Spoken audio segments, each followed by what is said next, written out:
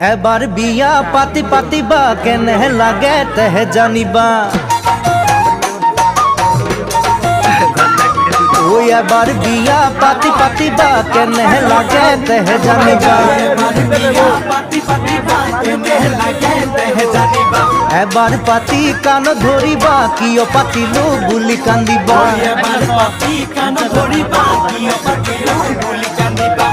মৰমৰে খনি ঘৰ সাজি মই তাতে সপোনৰে ৰং সানি মই সুখে দলিচা পাৰি দিব বহিবলে দুটি মনে কেতি